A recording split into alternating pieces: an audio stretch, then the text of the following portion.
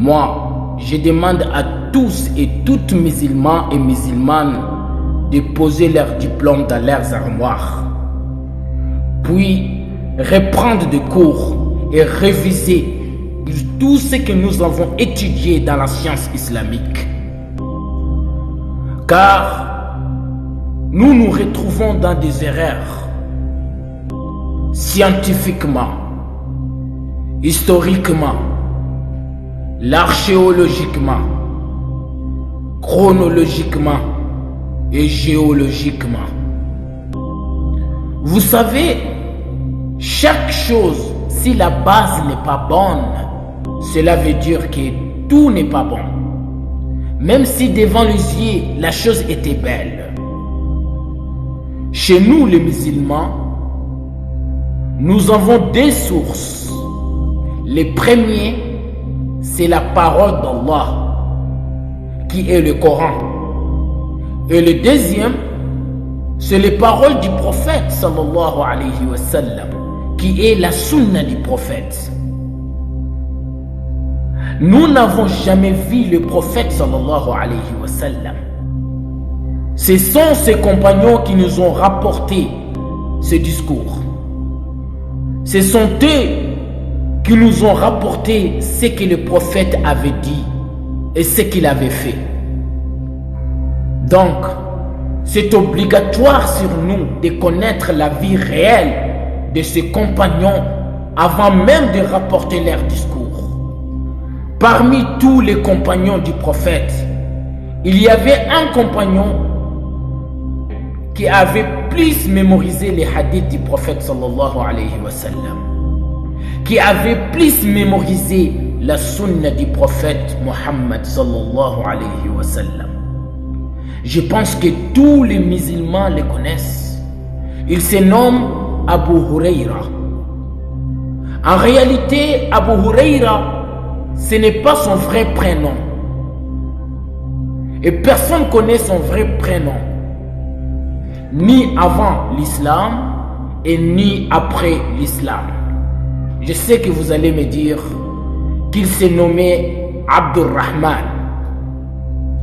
Mais il faut savoir qu'il y a eu plus de 15 prénoms sur lui, tels que Abd Shams,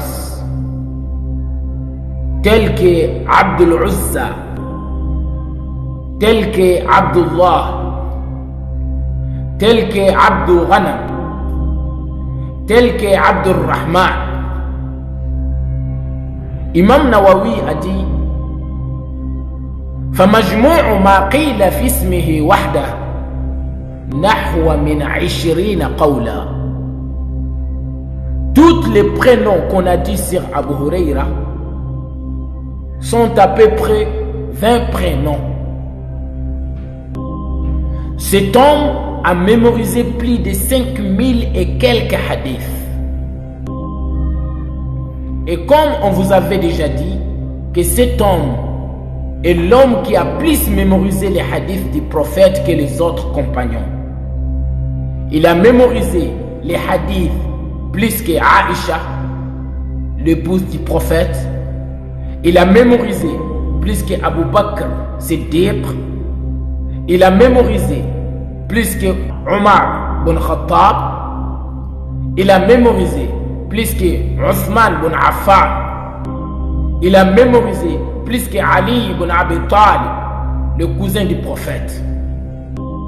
C'est étrange. Et il y a quelque chose qui ne va pas. Cela nous a poussé à faire des recherches sur la vie réelle de cet homme.